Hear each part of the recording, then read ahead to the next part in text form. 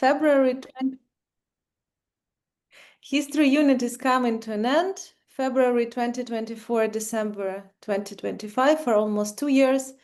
We were addressing the responsibility of media for the spread of homophobic and transphobic narratives under Nazism and in today's political realities, and reframing or trying to reframe media narratives about queer people. And how successful we are, let's decide together. History unit gathered like-minded people from mostly Poland, Ukraine, Germany, and Belarus. And our aim was to immerse independent journalists and activists in places and stories that paint a fuller picture of past injustices against queer people.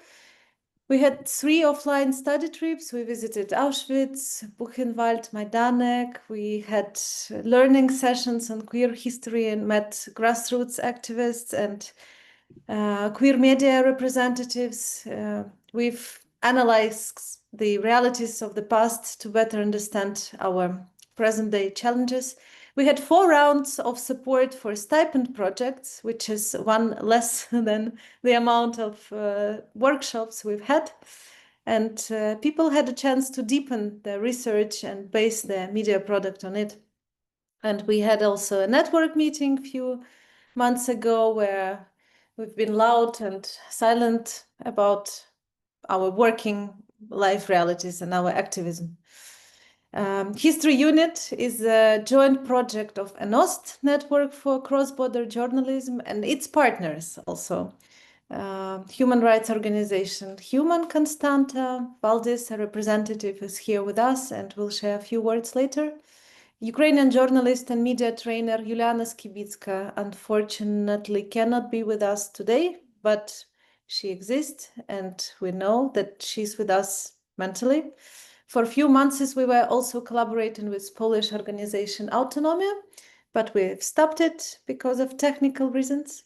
But we also remember Autonomia pretty good. And the project was supported by the German foundation FOZ, Memory, Responsibility, Future.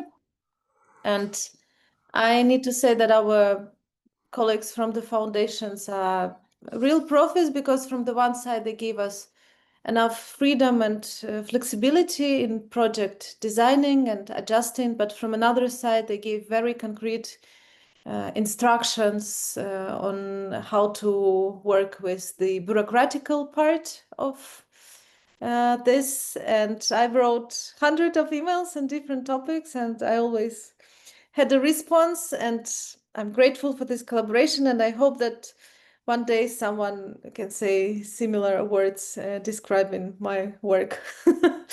And I want to say something similar about my colleagues from History Unit, Marta and Pavel, with whom we went through all this together. It's a big honor to have you on my side, and I hope it's not the end. Also, the project is coming to an end. But the main idea of all this thing is network, and these connections which have been made, the community of people that will all stay with us offline and online. And I'm also happy to be a part of the unit chat as a freelancer now, as an independent author working on queer topics. And regardless of unit future, please check regularly n-ost website and share opportunities you find in our community chat. And if you're not a part of this chat, but you want to be after my presentation, please let us know via private message, and we will send you a link to join. It's not public because we had few attacks on our resources. Smaller but safer. That can be the slogan. And yeah, let's wrap it up. That was an intro word from me, Vika Biran, manager of the project. But today we are celebrating the current moment and explore the results of research which was made by our participants of the final round of stipend projects. The specifics of this round is that It's not like it was in 3 previous circles before, when we had a chance to spend a whole week with people and then create something together. This one was more like experimental in a way.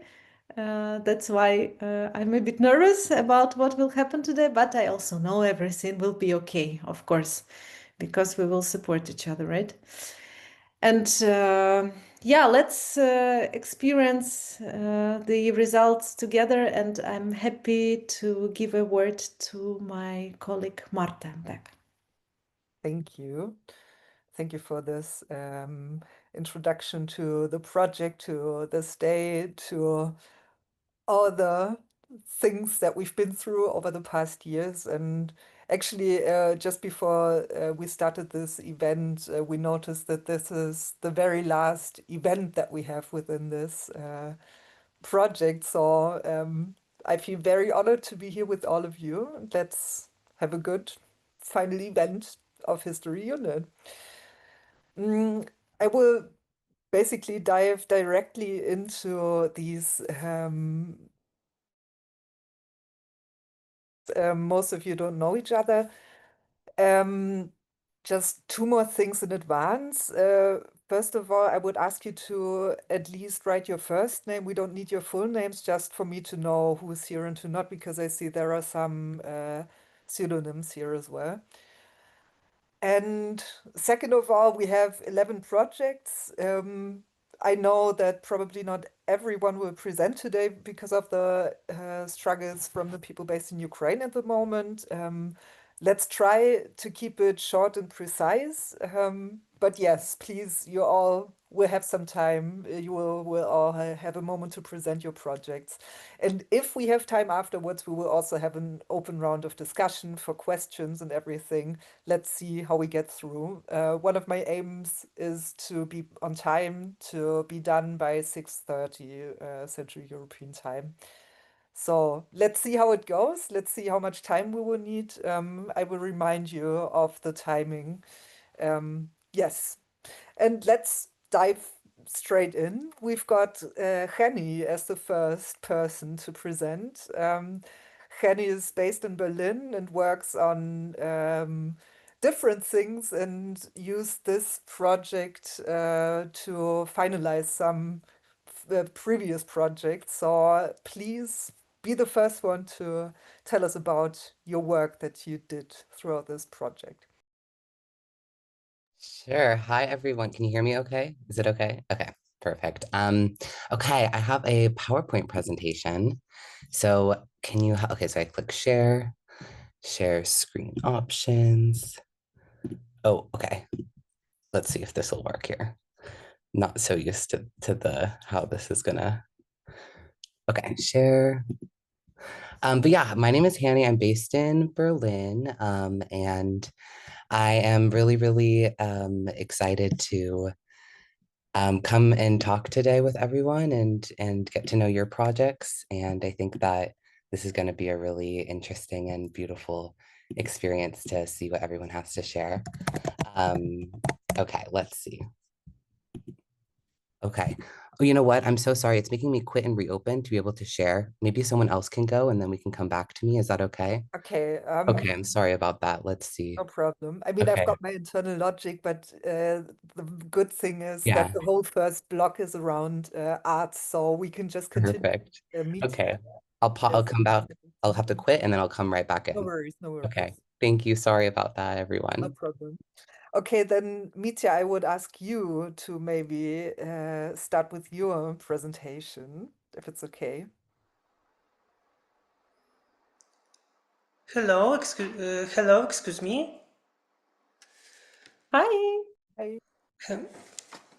Uh, um, hello, my dears. I will say about trans identity and aesthetics in Ukraine, Belarus, and Moldova. I will talk about my article, and I have not a presentation.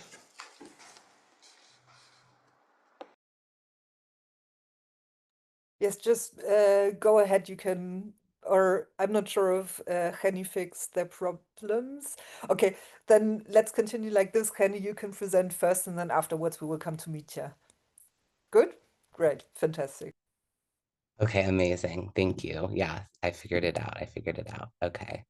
I have to just wait. Oh my gosh. I think I figured it out. Where did the share go? Okay, here it is. Okay, we're learning. That's okay. All right. So, hi everyone. Maybe you should be able to see now this. Yeah, you can see the presentation. Yay. Okay. So my name is Hanny. I use they, them pronouns. Let's go back. And yeah, so today I'm going to be talking a bit about my project called Passing the Paintbrush. And this is a queer Jewish art history project that I started in 2024. And that's me there at the Ephraim Palace, where Tony Apple, one of the people I studied paintings, is being restored. Oh, let's see next. Okay, so why am I motivated to do this work? So I received my arts education early in life from my grandma and like my family in general, but my Nana specifically, she's a poet, an editor, and an artist, Dinah Berland. She really gave that to me. And the H in my name is for her mother, my great grandma Helen Berland, and she was a really prolific oil painter. So I was constantly surrounded by this art. When I was 12, I came out as queer, and my Nana's response was really so much kindness, letting me know that there's just no problem with my identity or being queer. And then when I was 13 for my bat mitzvah, which is this coming of age ceremony in Judaism, she gifted me a painting done by my Nana Helen of two topless women. And I was like, wow, this is really quite an acceptance of me. And I really think that my appreciation for queer art began in that moment.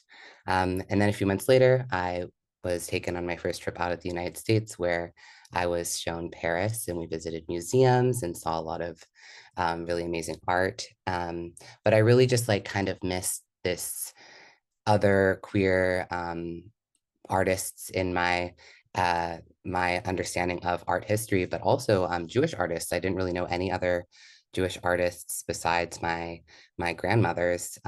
So with that idea, in the museums, there are so many cisgender men and not a lot of women artists and not a lot of trans artists, not a lot of non-binary artists. So I was really interested in what that would look like here in Berlin and where that history would be in Berlin. Annie, I'm so sorry to interrupt you. I'm Yes. reacting to a message in chat about the slides not changing.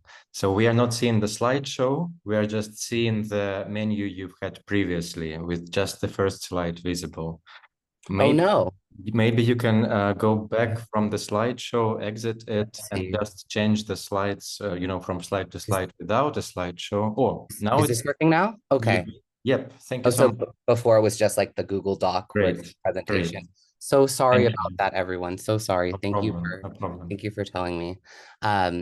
Yeah, so this is some of her artworks at the top. That kind of explains it. This is some of my great grandmother Helen Berlin's artworks, and that is her posing with her art in 1979, and then that's my grandma and me in Paris.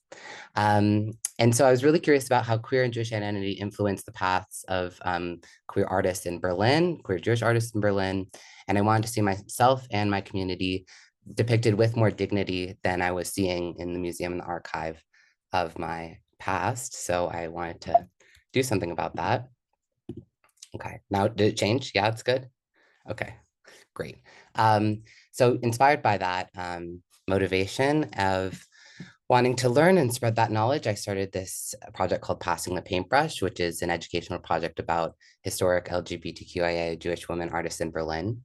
So in the fall of 2024, I created 3 multi-hour audio documentaries with expert interviews, painting descriptions, visits to biographic places, and exploring the lives of Gertrude Sandman here, Lotte Laserstein, and Tony Ebel. And accompanying this, I also published extended interviews that were not like fully included in these audio documentaries. And then in the fall of 2025, like you were saying, I was able to finally finish this project that was continuing for a while and get these 5 remaining long form interviews edited and published. And I also got to publish a poem by a guest expert, and that helped me complete season 1. And now there are 15 episodes with 15 and a half hours of content about queer Jewish art history available on all these podcasting apps. So that's thanks to History Unit support, which I'm really grateful for. And then also I had the idea to write an article for EDA magazine, which is the Jewish Student Union magazine here in Germany, about my research process and what I discovered. And that was really, really exciting too. So the project is Queer Jewish Art History, a lot about art theory, queer theory, Jewish Berlin history, talking about looted cultural assets, which is a really important topic to me. And with these women, they all had these multiply marginalized experiences. So these kind of intersectional dealings with discrimination, and how did that affect them? And then their art, that was something I was curious about. And I wanted to create this dialogue with queer and Jewish history from 100 years ago. So I published the backlog and then the magazine article, and was able to get headphones and a laptop to edit. And it's been great, so easy, made life a lot easier. And this is a picture of Gertrude Zandman's Gedenktafel, like this placement memorial plaque outside of her home in Schöneberg. And this was at one of these workshops that I did in the fall at Spinnboden Lesbian Archive, if anyone is familiar with that wonderful place in Berlin. So the episodes that were released this fall were 6, like I said. So I had incredible guests, Hadass Gilboa, a really amazing artist. And in this episode, we got to hear her actually cranking the printmaking machine, going to the studio. I had Brandy Shilache, who's an author, historian, and wrote a recent book about Dora Richter. I had Gail Prensky, who is the creator and director of the Jüdische Kulturbund Project, which is a memorialization project for what the Kulturbund was, supporting Jewish artists 100 years ago. And I also had Hannah Steinkopf-Frank, who's a journalist and a fashion historian based in Paris. I had Mina Pleasure-Boulevard, who is a political educator, a DJ, and a trans historian. And then I had Ari Wolf, who's the who Ari's great aunt is Charlotte Charlock, who is the trans historical figure who is the lover of Tony Ebel. So really amazing to get that generational familial content into the project as well. And this is the memorial outside of the Institute for Sexual Science in Berlin Tiergarten. So as on the website that was just published today, which is amazing, there's all these links that you can go to listen to the episodes, and then that will I think take you to the Spotify page, and then also the podcast is on Apple and other podcast apps, and then the EDA magazine article is available online. Yeah, this is what it looks like. That's the website. If you type in Passing the Paintbrush, you'll find it. So one of my favorite parts of the project was going to archives. I love going to archives and looking at old things. And so I had the opportunity to go to the Berlinische Galerie archive in Mitte, and I got to see Lotte Laserstein's passport. I was quite surprised this was like a public, or not really public, but available for researchers to go and look at. So I got to look at her passport and flip through it and see all these stamps and markings that were in it, and get to see this photo of her at that time. And in that trip, I also found some documents about things that were certificates that were given in her honor to be able to plant trees in Israel for her 80th birthday. And that was really surprising because we don't really know so much about what was her Jewish connection, how did she feel about the community, what was going on with her at that time. So this kind of really gave some more insight into who she was surrounding herself with, and what was she doing. And that was a really beautiful discovery. And I wrote more about that in the article. Penny, I know that Yeah. it's super interesting to go to archives and have treasures to find, but I'm asking you to come to an end because we're slightly running out of time. Okay, thank you. Okay, so I did the goal and I achieved things. Thank you. That's it. Thank you very much. I'm sorry. I No, don't it's good. interrupt It's you. good. I It's just, appreciate the time check.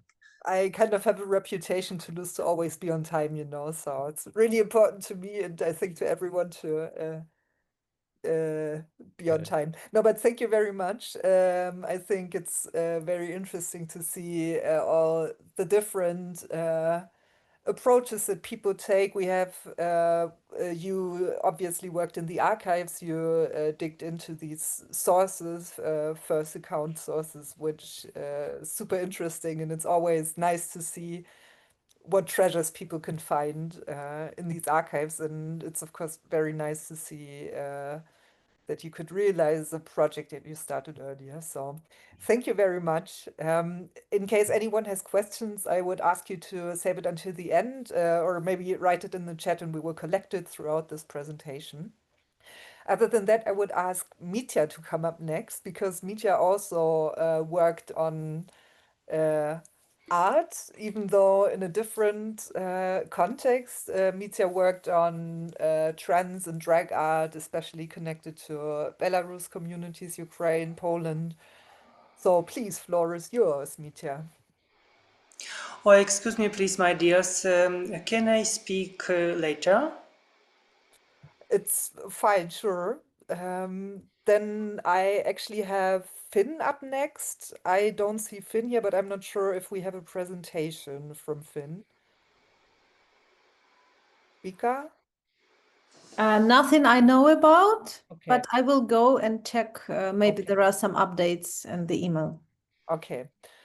Mhm. But we have someone else who's also connected to queer topics, haha, and also theater, not just theater. And we have a collaboration here among two people. So I'm asking Christina to come up next and, yeah, to just present what you were working on. Floor is yours. Thank you, Marta.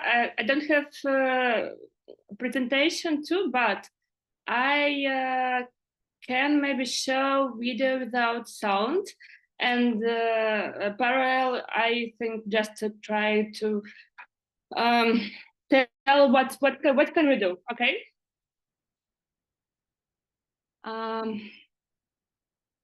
Okay, I just made you co-host, so yes? you can share your screen. I can send you link, or you can.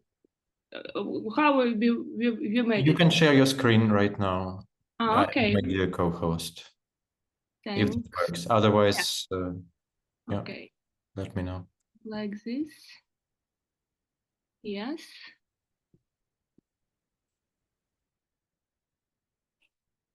Mm-hmm.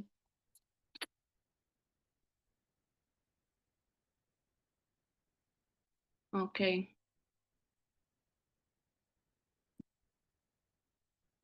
It's work.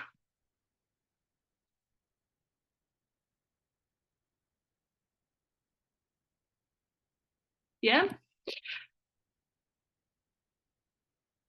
Okay. You can see a documentary episode about Belarusian queers in exile.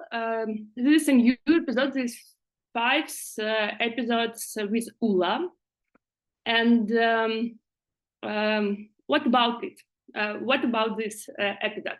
Ula is a Belarusian activist, researcher, and artist who now live in Bremen. But some time ago, he moved from Belarus, and he created. I worked with. I worked in this episode. I worked with their project about research. I don't. I can read how the right was this research because I don't remember how it's right will be. But this was work with his research and bodies and reflection about Belarusian LGBTQ resistance. And I work with 5 topics about Belarusian resistance. This was an I can read it. Sorry. Yeah. I show all my screen or not? I don't understand. Yeah, you're showing all the stuff in Super. your browser. I can read like this. Yeah, and we work of 5. I know this situation, maybe events in Belarus in this time. This first was in October 1999, like a picket in Minsk protest the rock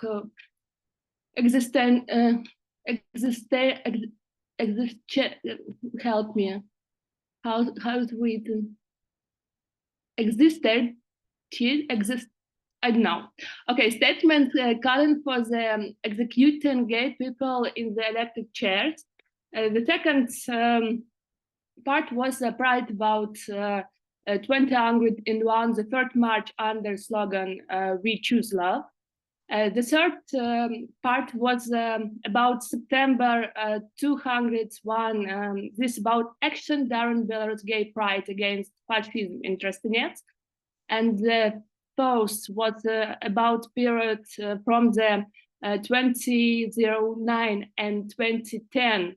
This about transkolatki, like a queer cultural gathering, and finally this was about May 2010. This is the last event about Belarusian LGBTQ community in Belarus, and this was called like a Slavic pride in Minsk, and Ula created and wrote research about not just this period, but I choose this period because we have not many archive about this period, and I use it доступные, like what we had about this, and in video we can see that Ula how Ula what Ula thought about this period, about these events on topics, and how his bodies. What about body language about this? I think so, and we tell about protest, resistance, and we told about bodies and sexuality about his experience. What think about his body, Ula? What do you think about his body? What do you think about queerness? What do you think about migration, like this? And in January, this is experimental work for me, because this was not classical journalistic documental film. This was like a poetic documental film about not just interview. This interview with with I think reflection and body reflection heroes. So this was experiment. You can see this episode on YouTube. Please see it. Yeah, and yeah, if you have a question, you can ask me sometime. Thank you very much. And also, thanks for already introducing one of the people I want to ask next, because Ula is not just part of your work, but Ula is also one of the people who we also supported in this, not just in this project round. Yes, so thank you very much, Christina. I'm very happy to see how you two created something very creative on the basis of the work that you do. And I'm handing the floor over to Ula and Vika, who also contributed another project in this project round. So please, floor is yours. And I'm asking everyone, please keep it short. We still have several presentations to come up. So yes, Eastern Queer, please go ahead.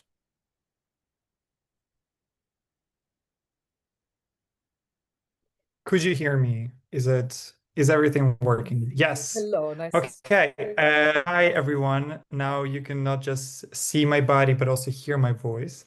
And yes, I've been attending Eastern unit programs for a long time, and I'm happy that our media that was called Eastern Europe, and it is called Eastern Europe, got a voice, got some aspect of actually not just sharing stories of people from Eastern Europe with some in English, and making field in general more accessible, and making studies and names and researchers being more visible. But also we could talk about how actually we approach those topics, which limitations researchers are facing, and how do we work with that in general. And yes, I was hosting it, and we were together creating it with Victor. Victor is here as well, but I'm gonna tell what she's doing. She's focused on gender and queer studies, and she is a legend of Middle Age studies and Old Norse. So if you have any questions to her about that, you're welcome to say. I'm, as you have seen a little in the movie, I'm working right now a lot with solidarity and activism. And I'm gonna have some papers next year published as well. And yeah, what have we done? We talked with Victor about our own research, but also we talked about research of as well Mitya, that's gonna present today his project. But also, like, we talked in the context of Mitya, the topic about queer Belarusian theater, and yeah, about something that we would never expect from Belarusian history, stories of resistance, stories that try to change the lens from the persecutors to the people who were living in different periods of Belarusian history. So yeah, here are some episodes that you are probably already eager to listen if you haven't yet. It's from sexuality in the Middle Ages to gays and lesbians in Soviet Belarus to queer activism in Belarus. So we as well produce some social media content to promote our podcast, and that went very well. In my perspective, we got a huge feedback, and we saw that the topic is very much very much popular around community, I would say, even. And we are looking forward to work with that, for example, in the like as an Eastern Europe Poland or Eastern Europe other regions, or expanding. We don't know yet, but yeah, here are some comments, how people are enjoying and showing their solidarity. Also, Gay Press wrote an article about that. And yeah, right now, me and Victor are working on expanding it on actual practices and bringing people together, and expanding the knowledge of studying the tradition. What is traditional, what is collective, and yeah, working with the past with more approach to actually try to work with that as a practices that we could use today. Yeah, here I go. I think that's it. Thank you very much. And you already mentioned that you've been with UNIT for a long time, and maybe it's okay to add that we're also very happy to see how Eastern Queer Europe has developed over these 4 rounds of publications, and to see where you've taken this. So thank you very much for this work, and also yes, also for building a bridge for me to meet now. Because you Hello, see, everything is connected, hello. and Mitya might present what Mitya did. Please, floor is yours. And thank you for keeping it short, Ula. Maybe, Mitya, you can do it like this. Thank you so much, my dears. Hello, everyone. The text of my article in English with illustration may to be in this moment on the screen, and it will okay.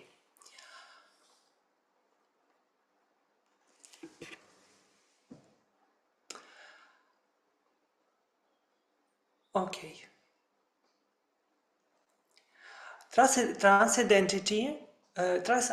identity and aesthetics have found diverse expression in the performing arts of post-communist countries, in the personalities of characters, or in context of interpretations of style. In general, the emergence of queer imagery on the stage of Ukraine, Belarus, and Moldova was made possible by the democratization of public life in the late 18th years of in the 20th century and early 19th years.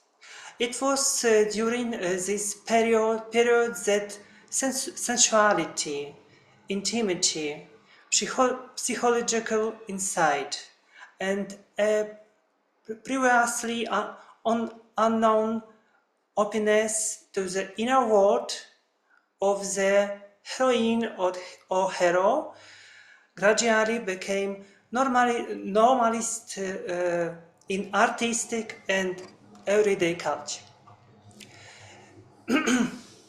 Each decade is represented by its own creative cases. 19th years, where is my safe? 2000 years, Minsk drag queen Vava. 10 years, Belarus free theater, theater Speletoria in Moldova, and Ukraine show star Boris April. And 20 years collective Mama Drage in Moldova, and Chisinau drag queen Medea. Boris April is an interesting example of the artistic career of a transgender person whose transition took place in public de facto. The development of queer culture in the region is not a straight line, but rather a sinusoid. Despite the various differences in the current situation in the countries described, the experience of Moldavian art has proven to the most successful. During this ongoing period of transformation, the attitude of the majority to others has evolved significantly. Performative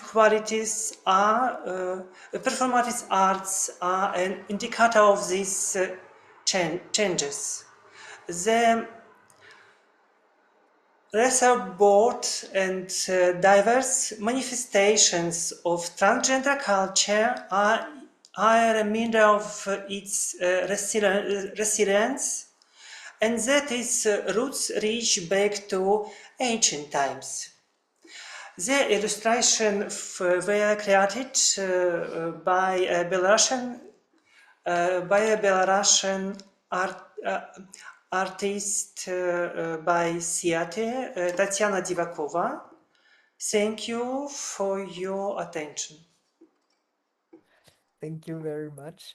I think the past 3 projects really show how intertwined all of these researches are, how these projects deal with very connected topics, and I'm very happy to see how all of it comes together and how important it is to just look at all of these histories that you're looking at. So thank you very much for that.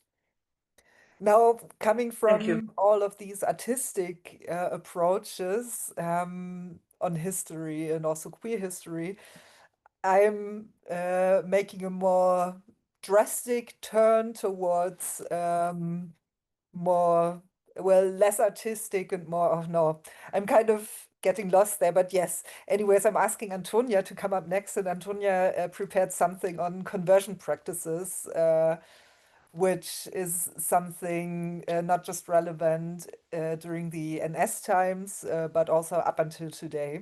So it's a darker chapter of history. And of course, we also have this in these projects. So Antonia, floor is yours. We're Thank you. curious about what's coming up.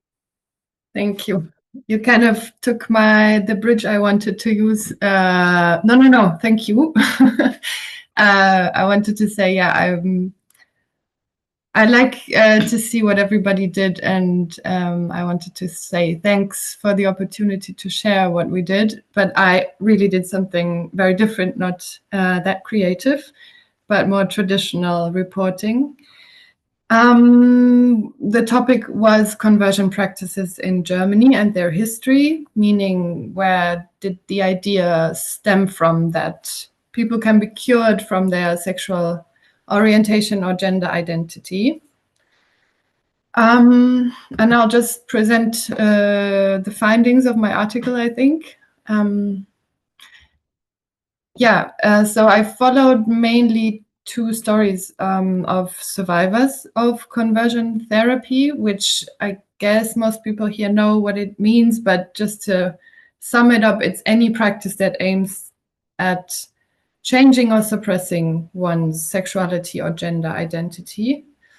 And these so-called therapies or practices can have various faces, meaning that they often disguise as help, as offers for consultations, historically also as an opportunity to not to go to prison, which I will talk later about one example. But they also are offered many times in families or religious communities, in schools and clinics and so on. And so I wanted to report on it because it's very underreported, because it's very hard to prove when it happens, because it's disguised as help. Because obviously people suffer from the circumstances in societies they live in, and sometimes identity topics come up. But so offers of help can be misused, and it's very hard to prosecute that or prove what's happening. And the first protagonist I chose for the story is called Kari, a non-binary trans person who has been affected by a very extreme version of conversion attempts, because they were then in a very vulnerable position, seeking for help. They were living in violent conditions, and to get out of that living circumstances, which I cannot name further due to security reasons, to get out of that, they needed a shelter. And the first scandalous aspect of the story is already here, because they didn't get shelter by the state, because all shelters Kari contacted said they were only taking in cis people or cis women. So they were kind of neglected by the state support system for people living in violent conditions. And the story begins then when a Christian shelter finally took Kari in, and Kari lived there for 2 years in various homes by these small Christian organizations, pretending to provide shelter, but actually trying to convert Kari and also other people who lived there looking for protection. They prayed for Kari, but also touched them physically. They prevented them from taking hormones and various other very violent methods to try to change Kari and not accepting them. Kari was even sent to a surgeon who was supposed to undo affirmative surgeries they already had. And I could go on. So there are many examples of violence that happened to Kari when they were looking for protection. All that happened 5 years ago in Germany. The second protagonist, or the second person I spoke to, is Klaus, a man that's today almost 80 years old. And he underwent conversion therapy in the 1960s. When he was still a minor. So he was 17 when he was caught by the police and prosecuted for homosexual activity. That's how they called it. Because he was a minor, he could choose to go to a therapist instead of going to prison. So he told me about that therapy and about how he had to draw pictures and talk about the pictures with the therapist, who told him that his sexual orientation was a disease and he can be cured. He only had to find the right woman and so on. So also in a psychotherapist setting, a very violent treatment that Klaus suffers from until today. But at some point he chose to spoke up and tell his story publicly. Today he speaks no longer of therapy he underwent, but of brainwash. Why did I choose these two stories? Because maybe what I said in the introduction, that it shows how the state not only neglects but also prosecutes queer lives to uphold binary and heterosexual order in a way. In both cases, the state was involved, and in both cases, the idea that there is a certain order in society is supported by medical or scientific methods based on religious, or in this case, Christian identities. I'll keep it short. I also showed how in the Nazi era, it really came to extreme experiments trying to convert people in concentration camps. What can I say? I also found out that there are many survival strategies that I wanted to highlight more in my presentation, but now I got lost. But that was something that impressed me a lot, and that I think as some kind of conclusion found that obviously none of these therapies ever worked or will ever work. But what always helped, or what the only thing was that people told me helped them, was to, at the end, live freely as they were and who they were, and find out a way to, at least but in certain situations, do not mask themselves. Yes, thank you. Thank you very much. Wow, I didn't expect such an positive ending to that story. So thanks for trying. Thanks for trying. No, but it's great. Thank you very much. And I think that's also a good teaser for everyone interested in your story to read about the survival strategies you just mentioned. Thank you very much. And yeah, maybe we can also continue with this last era that you just mentioned about Third Reich, and also a different chapter of this were not specifically conversion practices, but sexual desire in general. And we have another project which is dedicated to exactly this. So I'm asking Kolja and Zhenya to present their project up next. Hi everyone, it's a pleasure to meet you, and it was a surprise for me that the whole unit project is coming to an end. I thought it was just a presentation for the final round of stipends, and it continues to exist. So I'm especially honored to be here today and take part. And we will briefly present our research that we did with Kolya Nashunov. How do I make it full screen now?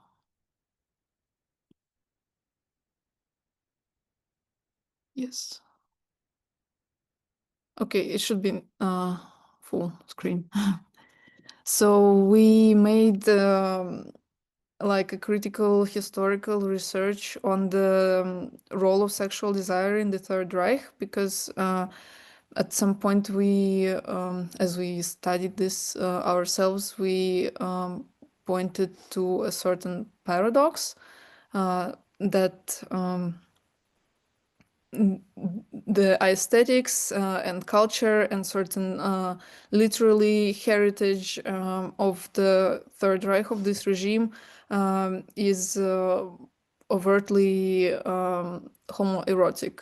There is a lot of presence of male body, athleticism, and male camaraderie, and it is filled with sexual energy if one looks at the way Nazis were dressed. And it has been addressed in several scholarly findings, and vast amount of research exists on this, and there are different views on the topic, and we wanted to untangle this paradox a little bit and try to figure out why homosexual men participated in a regime that destroyed their own kind, because the history of Nazi Germany knows a bunch of openly homosexual people who were in high ranks of power at certain moments. The text is quite long, and it is divided into 3 parts. First part explores how the paragraph 175 was addressed by certain social groups in the post First World War Germany, and how the defeat in this war affected German society and male like self perception in general. And yeah, we come to the conclusion that after the defeat with the economic crisis and loss of certain ideals and promises, men seek security in social structures such as army and at work, and adhere to quite rigid power structures. And proto-fascist movements that flourished after the First World War provided such security. And one example is the Sturmabteilung where Ernst Röhm was the leader, and he is this prominent homosexual figure that appears throughout the text.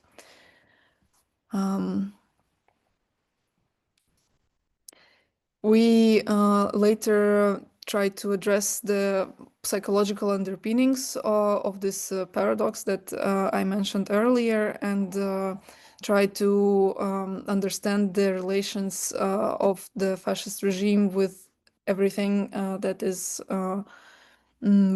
queer, strange, and how these categories are constructed for the fascist to reaffirm his own law. And we argued that desire is relational, and that the way fascists construct the other, the way they construct the enemy, the way they prosecute the enemy, and about the whole structure that exists around it, tells a lot about how these men viewed themselves. We later touch upon the notions of fascist aesthetics, and briefly touch the essay by Susan Sontag, Fascinating Fascism, where she reviews works of Reni Riefenstahl, and this obsession with idealized, pure, monolithic, and almost genderless body, and argue that this purity is artificial, and it always creates tension within the social, political, and psychic reality within the system, because this purity is unattainable. It's impossible to establish once and for all, and there will always be certain elements that disrupt this purity, and it creates a lot of tension, and acts of political, brutal, fatal violence that fascist system employed can be seen as attempts to kind of relieve this violence, but it's coming back over and over again, and queer people appear to be the scapegoats of this sad and violent dynamic. And maybe Kolya catches me up on this and tells a little bit why this research and why this discussion is important in our contemporary world, and can tell us a bit about contemporary politics. I would love to hear this, but please make it very quick. Yeah, I'll be short. Dear folks, I'm very happy to be here with you today. My name is Kolya, and I'm an independent queer researcher and philosopher. And Jenny and I wrote an article, Strange Embrace. It is an exact name. And first of all, I cannot not to do this. I'd like to thank you for your own texts. I read some of them this morning and found them very inspiring. And so thank you for exploring and discussing such important issues that we face daily. I say we because it's all about us, queer people of Eastern Europe. And our text, Virginia, is another theoretical study of queerphobia, but in a quite extraordinary way. We decided to come back to the origins of the today queer phobias, and these roots lie in Nazism. Some may find this contradictory, some may consider such a statement to be too pretentious. However, we can see evidence of this, for example, in Russia, of course, where the government positions itself as a fighter against Nazism, but it uses completely Nazi mechanisms of power and gender control. And our main point is that Nazism didn't oppress and exterminate gays, lesbians, Jews only. Nazism fought against those who violated the hyper-masculine white Nazi, in some sense, aesthetic order, say queers. We don't write about this precisely, but the fascist state of mind is still prevalent in the so-called manosphere, among ultra-right groups and trans-exclusive youth, and of course among the political elites of today's fascism. And these leaders of today's fascism are dedicating all their energies to destroying anything they deem queer, rebellious, dirty, or disgusting, even though they themselves may be involved in same-sex scandals and sexualized violence against young men and queers. I was asked to mention in the end that the text has now been published in Guest magazine. It focuses on the history of sexuality and erotism and of course aesthetics. And a version of this text supplemented with some practical conclusions will be published in Ill Will magazine in the coming days. So let's stay in touch and thank you so much. Thank you very much. I think I'm always amazed to see what different topics and approaches we have throughout these project presentations. And actually, you're building the perfect bridge to the next project, because you also spoke about what it means today and the essence of queerphobia as part of modern propaganda and imagery. And we have a project from Lesia, which is about Putinism and homophobia and this concern. As far as I'm aware, Lesia isn't with us in this project, in this presentation round right now, Vika. That's true. Unfortunately, Lesia cannot join us, but Lesia sent us a video, a very short one, Marta, like 3 minutes or something, presenting the main findings of the project. And I hope that Pavel can show it to us in a few seconds, hopefully. Yeah, Pavel is nicking, so the chance is high. The second.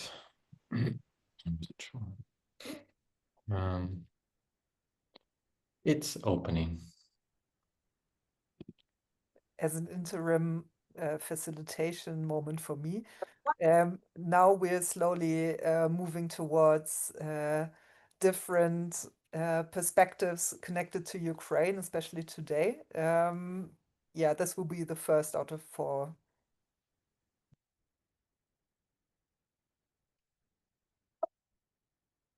Everyone, my name is Lesia Bidochko, and together with my colleague and favorite co-author Alexander Sedin, we'd like to present our project called Homophobia at the Core of Putinism's Ideological Positioning.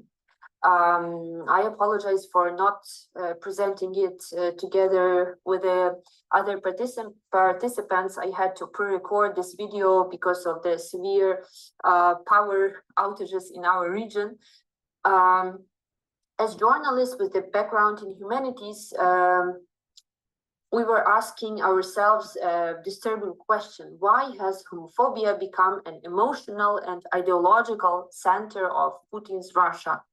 In our project and in our article for Commons Journal, it's a Ukrainian leftist progressive outlet, we try to give an answer to this question. And Putin's homophobia as a deliberate biopolitical project looks creepily familiar if you study the Nazis and the Bolsheviks. So we examine homophobia as a core element of Putin's ideological framework. We try to trace its historical evolution from the Soviet times to modern Russia. We analyze how anti-LGBT rhetoric is used to consolidate power, to promote so-called traditional values, to counter Western influence. All 3 regimes, I mean the Nazi regime, Bolsheviks, and Putin's Russia, need the same thing: a population psychologically and demographically ready for permanent war and expansion. In order to get it, they engineered a single compulsory model of masculinity. It's a hard, reproductive, hierarchical, and violently heterosexual model of masculinity.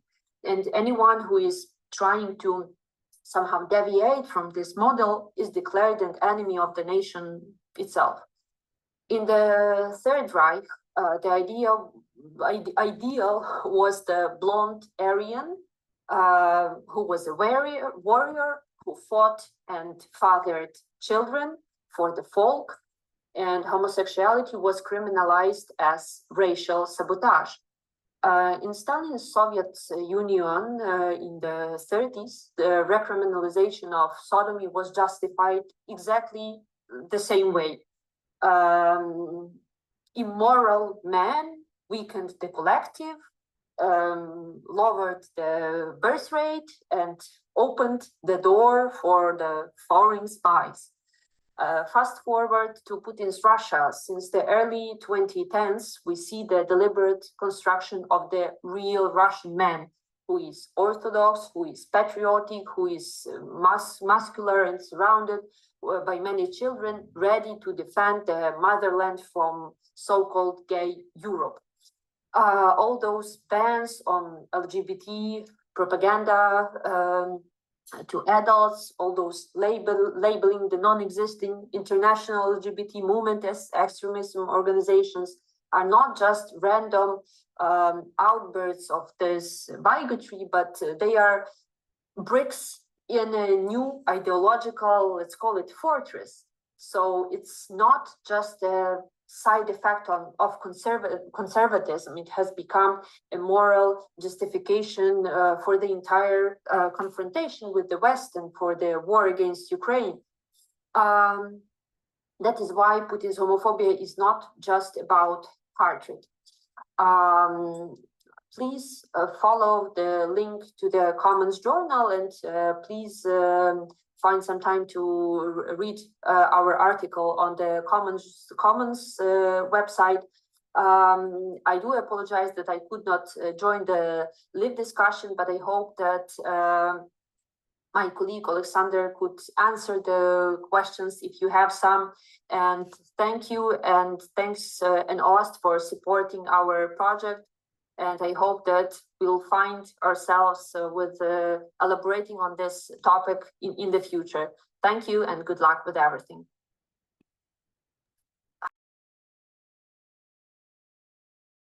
Yeah, I want to say thank you. Unfortunately, not directly to Lesia. Yeah, I think Lesia already brought up this whole topic of continuities, also looking at Soviet history, looking at Putin today, and coming from this direction, I would ask Anna to present their project up next, because Anna also worked on continuities, but more from the queer perspective itself, and what did it mean to be queer in Ukraine during Soviet times, but also yeah, how did the queer community live over the past decades? So please, Anna, floor is yours. And we have 19 minutes left, and this is we have 3 projects, just to give you an idea. Make it short. Hi, thank you. Yeah, I will be short. Hello, everybody. My name is Anna. I'm a Ukrainian journalist. I did a publication on Ukrainska Pravda, but their English version, on what it was like to be queer during Soviet period. For me, it was very interesting because as a person who was born and raised in Ukraine after it regained independence, it's sometimes difficult to imagine USSR just generally. It does seem like something very surreal, very illogical. So, you know, when I talk to my parents, what it was like to grow up in USSR, it doesn't sound like anything I could relate to. And during one of the conversations with my parents, you know, I also asked them, you know, did you know that there were gay people? And you know, that they said that they kind of had an idea, but you know, in the USSR, it was never really spoken to. There wasn't even a word or a definition. So people who weren't heterosexual, that they often lacked, you know, a definition, or they couldn't, you know, go to books or to peers or to communities to kind of know who they were or why their preferences were different, and so on. So because it was such a hush-hush taboo topic during that period. So I wanted to explore this a little bit. There are a lot of very strong initiatives across Ukraine that are working on queer rights, advocacy, lobbying, and so on. But, you know, whenever you speak to them, they say that, you know, our greatest visibility and our ability to do work right now, it's you know, it's very different, like in the past 10 years and whatever it was before 2014, for example. So for me, it was interesting to kind of talk to them about what it was like to be queer before most of people in society knew what it was like to be gay, and how people could actually communicate, build these communities when there was a complete taboo on the topic. So my story is about basically prosecutions that were taking place during the USSR, most of the time during the USSR, and somewhat opening up and discussions on, you know, gay, queer people that started taking place in the late 80s. So basically this kind of evolution. For me, it was also interesting to highlight, for example, that when, you know, first gay communities started mushrooming across Ukraine, gay activists started gaining advocacy or started gaining visibility. It was also difficult for them to work with a lot of human rights groups because gay activism or gay advocacy was not welcomed or was not really accepted by the first wave of the human rights organizations within Ukraine, such as Helsinki Group and so on. So this is something that I've reported on in my story, and it's basically a story of the evolution of the advocacy, visibility movement. So basically, where the gay movement was and where it is now, and what changes happened, but what changes haven't happened yet and should be happening, at least according to the protagonists that I spoke to.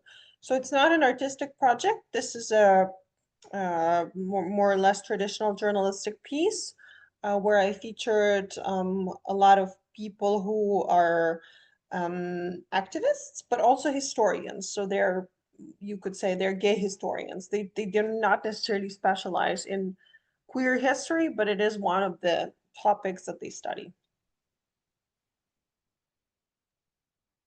Thank you very much. You're already opening up the floor perfectly for Marko, because Marko is working on specifically the history of queers in Donetsk and the Donetsk region from the 1990s up until more or less today. So Marko, you're up next, please. Hello, everyone. I'm very happy to be here and this presentation, but please bear with me as my English is not very good. I will read prepared text, but I'm not sure if I will be able to answer any question verbally. But if you have a question, you can write in chat and I maybe respond. My name is Marko Ikrapko. I'm a Ukrainian activist, gay activist, and independent journalist. The material I created, thanks to the unit project, is deeply connected to my personal history. I'm Ukrainian from the city of Donetsk, which has been occupied by Russia since 2014, and I'm now 22 years old, but I was forced to leave my hometown with my parents when I was only 10. Because of the Russian war, I didn't have the chance to really get to know my city and region, and only now I'm exploring its history and context. My work is a long-form article about the lives of LGBTQ plus people in Donetsk region between 1991 and 2014. That is the period of freedom between the collapse of the Soviet Union and the proclamation of Ukrainian independence, and the beginning of Russian-Ukrainian war and the occupation of part of the region. The article is titled "Searching for Oneself at Random: How LGBTQ+ community emerged in Donetsk region," and was published on the Donetsk regional online media Vilna Radio. In addition to the text itself, there are two video interviews with the protagonists. One is an excerpt from a conversation via Zoom, and the other is a 90-minute studio recording of a full interview. While working on this material, my main source of information was people who lived in Donetsk region during this period. Some information was also taken from online sources. Unfortunately, a significant challenge is that a large part of LGBTQ+ community in Donetsk Oblast is not ready to comment or talk to journalists who, for a number of personal reasons related to both their identity and the war. For example, some people have relatives in the occupied territories and do not comment so as not to expose these people to persecution. It is also quite difficult to find any visual materials, photo or videos. For example, one person who lived in and researched their own LGBTQ+ life in Donetsk Oblast during this period reported that their entire photo archive remained in occupied and destroyed Mariupol. I consider the material I have produced to be available, as it is probably the first and only article on the internet that systematically describes the experience of LGBTQ+ people in this region during this period, and especially now when the cities and villages of Donetsk Oblast continue to be razed and destroyed to be Russian army, and local residents are dying or scattering around the world. Such materials make it possible to preserve information about how things were in history, while the people who can tell the story and still are still able to do so. I would like to thank the UNIT project for supporting my idea for making this material possible. Thank you very much. Please, sorry, Mari. No, please don't worry. That was fantastic. Thank you very much for your work, especially in such an region which is rarely covered with these topics. And I think it's very important to hear these stories. And thank you very much for your work. You see, we still have 9 minutes. We still have one project to come. And I already said that the final projects are the ones with and from Ukrainian perspectives. And the very last one is including the unfortunately very prominent perspective of diaspora and exile experiences of Ukrainians today, but we have this very nice setting of beauty parlors as a place of community building, of strength, of empowerment. And I would ask Ina and Maria to present their project. Please, floor is yours. And I think we will all be okay if it might take 5 minutes longer to sum everything up, but please go ahead. Hi everyone, can you hear me okay? Okay, my Zoom is freezing a bit, so I hope you'll be able to hear me without too many interruptions. First of all, thank you so much for the stipend, and it's great to meet the whole team behind the project. And yeah, learn from everyone's presentations. So we don't need to tell you that queerness in Eastern Europe is a very underrepresented topic, but I think it becomes even more underrepresented when it comes to queer Ukrainian refugees or people living in the diaspora. And there's not much reporting on it when it comes to Romania, even though it's a neighboring country. So yeah, I'm Romanian, Maria is Ukrainian, and we've had a lot of conversations about this. And through this stipend, we were able to transform our ideas into an actual material project. And we chose the lens of beauty in connection to beauty practices, which I think maybe, they are very much, in a lot of cases, connecting to queerness, and also in connection to beauty parlors, which have to do a lot about community, either making community or having beauty parlors as a community space that has been traditionally and historically seen as like a women's space and the queer space. So I'm gonna talk maybe a bit about the podcast episode that we did, and then Maria can talk more about the article. But they're both based on different interviews and conversations we've had with protagonists, with Ukrainians either living in Romania since the full-scale invasion, or with Ukrainians still living in Ukraine, in Kiev specifically.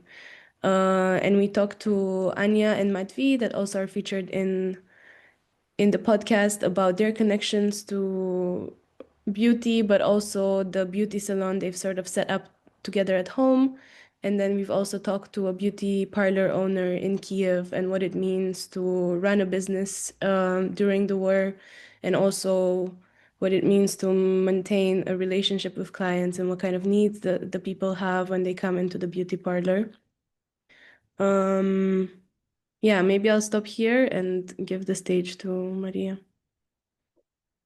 Yeah, the articles are pretty much the same, material, but kind of in written form, and one of them also is it's a bigger exploration into refugee women's life in the beauty sphere, and then it's kind of told vis-a-vis a lesbian woman's experience with beauty.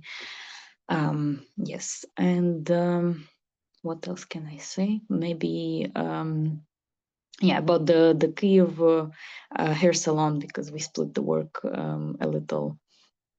I was more in Ukraine, and together we're doing work in Romania and Bucharest. Yes, that it's a salon that kind of positions itself as a new wave, and it was an unexpected find to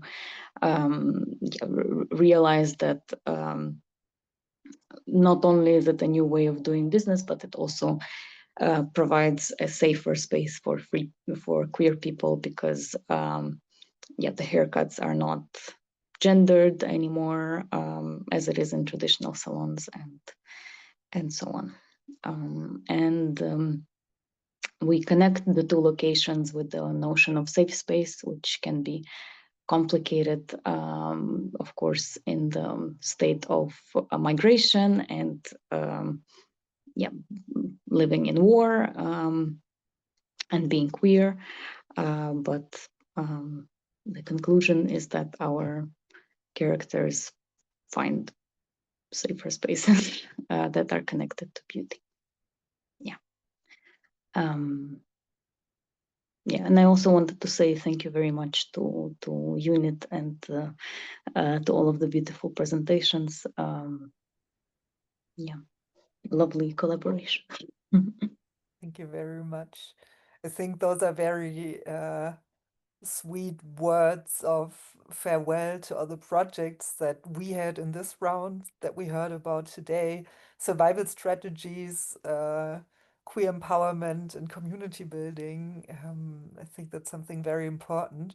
I mean, today we had so many different topics from so many different perspectives. And I think this just proves how important it is to bring these stories to life, to connect among each other, to build connections and everything. And I'm very happy to see how this worked out in this round. If you're interested to read everything, we've got translations of all the projects that were published online in English on our website, as you know, also from the previous rounds. And I guess it will be interesting to all of you to check it out as well. So please have a look, read, reach out if you want to get in touch with anyone. And I want to say on my behalf, thank you to everyone for being here today with us. And thank you for sharing your work, for actually doing this work in the very first place. It's amazing to see what you made with the support that we gave you. And I'm very, very happy to see all of this come together.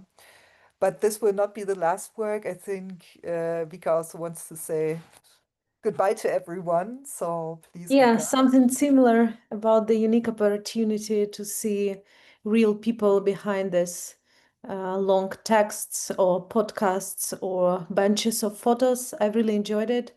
I hope you too. We are saying goodbye, but we are staying available via different digital and sometimes also offline platforms. For those of you who find themselves sometimes in Berlin, we will soon send an extra special invitations. For those who are not, we will find other ways to continue our connection. That's it. Enjoy your evening and see you in other circumstances. Thank you. Bye, Goodbye. everyone.